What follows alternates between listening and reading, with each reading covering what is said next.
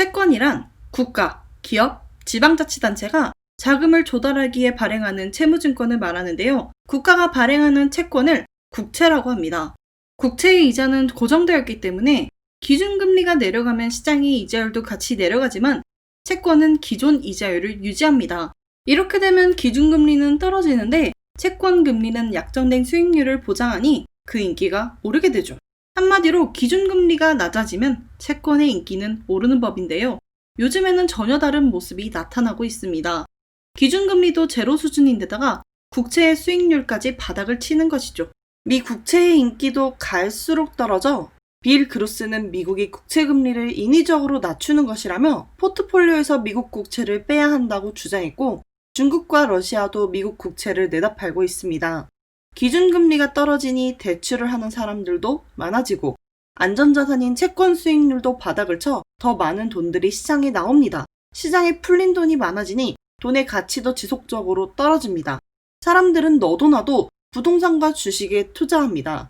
결국 실제 가치보다 훨씬 비싼 가격에 부동산과 주식 가격이 형성돼 버블이 생기고 맙니다. 이 불안한 상황 속에서 사람들은 투자를 해야 하나 말아야 하나 고민하게 되죠. 내가 투자하자마자 이 버블이 꺼지면 어떡하나 발을 동동 구르게 됩니다. 코로나로 GDP에 타격이 왔는데도 미국 기술주는 그 상승이 끝이 없습니다. 언제 버블이 터질까요? 이를 판단하기 위해서 이번 시간에는 인플레이션율에 대해 살펴보도록 합시다. CNBC는 연준이 이르면 9월 평균 인플레이션율이 2%를 넘지 않으면 제로금리를 유지하는 평균 인플레이션을 도입할 가능성이 높다고 보도했습니다. 구체적으로 무슨 뜻일까요? 인플레이션율은 물가 상승률이라고도 합니다. 물가가 지속적으로 오르는 것을 인플레이션이라 하며 물가가 지속적으로 떨어지는 것을 디플레이션이라 합니다. 코로나 사태로 사람들의 소득은 크게 떨어졌는데 여기에 물가까지 오른다면 경제가 휘청이겠죠? 결국 미국의 중앙은행인 연준은 인플레이션율을 떨어뜨리기 위해 금리를 낮추기로 합니다. 기준금리 0에서 0.25%로 낮추었죠. 2008년 금융위기 이후 처음 있는 일이었습니다. 연준은 금리를 다시 올리는 조건으로 두 가지를 걸었습니다. 첫 번째, 고용이 최대치가 될 것. 두 번째, 인플레이션율이 안정적인 목표치로 돌아올 것입니다. 고용은 실업률을 통해 확인할 수 있습니다. 코로나로 인해 미국에서 비상사태가 선포된 3월 13일 이후 2020년 4월부터 실업률이 크게 올랐습니다. 3월 실업률은 4.4%였지만 4월은 14.7%를 기록한 것이죠. 이후 13.3, 11.1, 10.2%로 빠르게 떨어지고 있습니다. 얼핏 보면 수백만 명의 미국인들이 해고됐던 일자리로 돌아가며 고용 수치가 회복하고 있는 것처럼 보이는데요. 더 자세히 들여다보면 상황은 좀 더 복잡합니다. 영구적으로 일자리를 잃은 사람들이 지속적으로 취업하지 못하고 있어 장기 실업자로 전락할 가능성이 높은 것이죠. 7월의 노동부 통계를 보면 임시 해고 중인 실업자 수는 130만 명이 감소한 데에 비해 영구 실직자 수는 290만 명으로 한 달 동안 거의 변하지 않았습니다. 연준이 원하는 고용 수치가 회복되려면 아직 갈 길이 멀다는 뜻입니다. 미 연준이 제로금리를 철회하기 위한 두 번째 조건, 인플레이션율이 안정적인 수준을 회복할 것은 무엇을 뜻할까요? 연준은 그 홈페이지에 공식적으로 목표 인플레이션율이 2%라고 못 박아두고 있습니다. 물가 상승률이 2%보다 높아지면 임금 인상 요구가 거세지고 물가가 빠르게 오르게 됩니다. 치솟는 물가를 잡기 위해선 시장에 풀린 돈을 줄여야 하고 연준은 금리를 올리게 됩니다.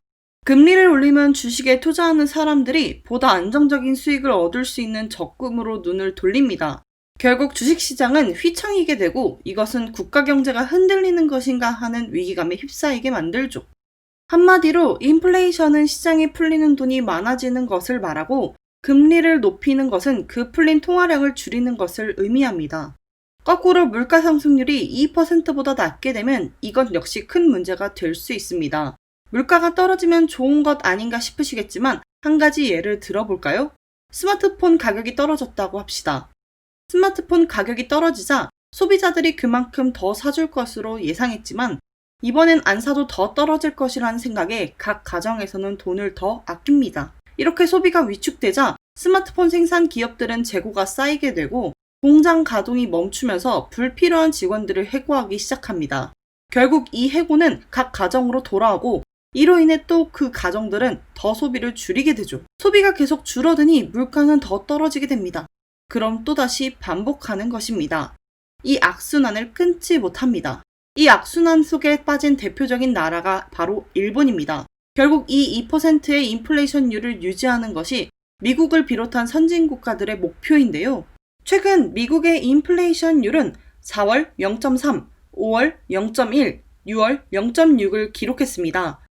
코로나로 인해 기업들이 받은 타격에 비해 겉으로 보이는 고용 수치, 인플레이션율은 금방 회복되는 것처럼 보입니다. 많은 투자자들은 여기에서 미 연준도 금세 제로금리 정책을 철회하고 금리를 올릴까 걱정하기 시작했죠.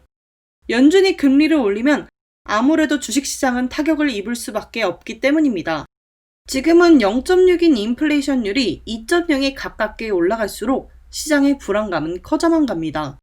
이러한 불안감들을 해소하기 위해 CNBC에서는 연준이 이르면 9월에 일시적으로 인플레이션율이 2%를 달성한다고 금리를 올리지 않고 일정 기간 가령 6개월간 인플레이션율의 평균이 2%를 유지한다면 식의 조건을 걸어 제로금리를 해제하겠다고 못을 박아두는 평균 인플레이션을 선언할 것이라는 것이죠. 이것은 코로나로 인한 실제적 타격을 감안하면 향후 몇 년간은 제로금리를 유지하겠다는 파격적인 선언이 될 것입니다. 현재 0.6인 인플레이션율이 1%를 넘기기도 쉽지 않을 뿐더러 일정 기간 동안 인플레이션율을 2%에 가깝게 유지한다는 것은 앞으로 몇 년간 불가능에 가깝기 때문입니다. 시카고 연준 총재인 찰스 에반스는 미국 경제가 코로나 이전으로 돌아가기까지 2년이 넘게 걸릴 것이라 전망했고, 동시에 연준은 인플레이션율이 2.5%가 넘기 전까지 제로금리를 건드리지 않을 것이라 말했죠. 연준이 빠른 시일 내에 평균 인플레이션을 도입하는 것, 무엇을 의미할까요? 단기적으로 거품이 생기더라도 제로금리를 유지해 경기를 부양하고 주식시장을 활성화시키는 것이 목표일까요? 이 제로금리가 만들어내는 주식시장의 거품이 장기적으로 미국 경제를 휘청이게 만들 거라 생각한다면 일정 기간 인플레이션율이 2.0%에 가까워질 때까지 제로금리를 하겠다는 선언은 피할 것입니다. 제롬 파월 연준 의장은 이 정책에 대한 검토가 이전부터 1년 가까이 진행되었다며 곧 그 결과를 내놓을 것이라 밝혔죠. 한국금융연구원은 최근 미국이 V자형으로 회복하려면 디플레이션을 차단해야 한다고 분석했습니다. 지금은 인플레이션이 아니라 디플레이션을 걱정해야 한다는 뜻입니다. 자칫 잘못하면 일본처럼 장기적으로 디플레이션 악순환에 빠질 수 있기 때문이죠. 여기에서 우리는 연준의 평균 인플레이션 도입을 두 가지로 해석할 수 있습니다. 첫 번째, 주식시장에 버블이 생기더라도 지금은 디플레이션을 피해야 하기 때문에 불가피한 선택이다. 두 번째, 제로금리를 선언한다고 해서 버블이 주식시장을 흔들 정도로 생기진 않을 것이다.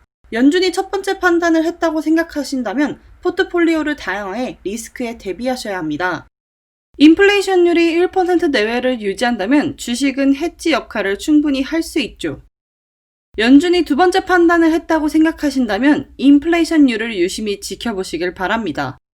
인플레이션율이 2%를 넘는지와 곧 선언될 연준의 제로금리 철회 조건을 잘 체크하셔야 합니다.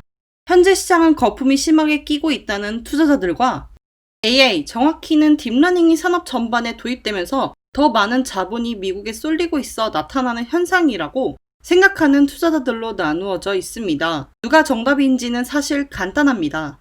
거시경제를 바라보기보다는 개별 기업을 더 깊게 분석하는 것이죠. 거시경제는 예측하는 것이 대단히 힘든 영역입니다. 정치인들의 생각과 그 정책만으로도 크게 뒤바뀌기 때문이죠. 여러 국가와 정책들이 얽혀있는 분야이기 때문에 섣부르게 예측하기보다는 빠르고 정확하게 대응하는 것이 중요합니다. 만약 딥러닝의 시대가 정말 미국과 대기업에 더 자본이 쏠리는 시대라면 재무제표와 판매량에 서서히 그 징조가 드러날 것입니다. 개별 기업들을 분석해 그 징조를 발견한다면 현재의 주가 상승은 거품이 아니라 실제 덩치가 커져가는 증거가 아닐까요? 18세기 초 영국은 숭늉공들이 공장에 모여 직접 손으로 제품을 생산하는 공장 내 수공업이 대세였습니다.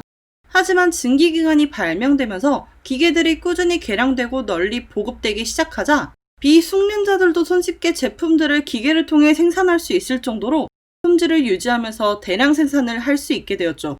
일자리를 급속도로 잃어간 영국의 숭늉군들은 나폴레옹과의 전쟁을 통해 영국의 대륙 봉쇄령까지 내려지자 상황이 더욱 악화되었습니다. 그동안 노력해 갈고 닦은 기술들이 단순히 기계만 있으면 어린아이도 똑같은 제품을 생산할 수 있다는 사실에 박탈감과 분노가 쌓여갔습니다. 결국 많은 사람들은 기계 때문에 계속 고통받느니 부셔버린 게 낫다며 들고 일어섰고 공장에 숨어 들어가 기계를 부수고 다니기 시작합니다. 기계 파괴 운동, 이것이 바로 러다이트 운동이죠. 하지만 기계가 가져다둔 생산성 증대는 이미 거스를 수 없는 시대적 흐름이었고 러다이트 운동은 군대에 의해 진압, 주동자들이 처형되며 수그러들게 됩니다. AI도 역시 마찬가지입니다. 투자자로서 AI 시대에 대응하는 방법은 무엇일까요? 하루가 빠르게 변화하는 시대적 흐름을 거부하고 자신의 생각에 갇혀있는 것일까요? 우리는 이 딥러닝이 어떻게 사회를 바꾸어 나갈지, 현 시점 그 기술이 어느 정도 위치에 와 있는지, 어떤 기업들이 실제 잘 도입하고 있는지 매의 눈으로 지켜보아야 합니다.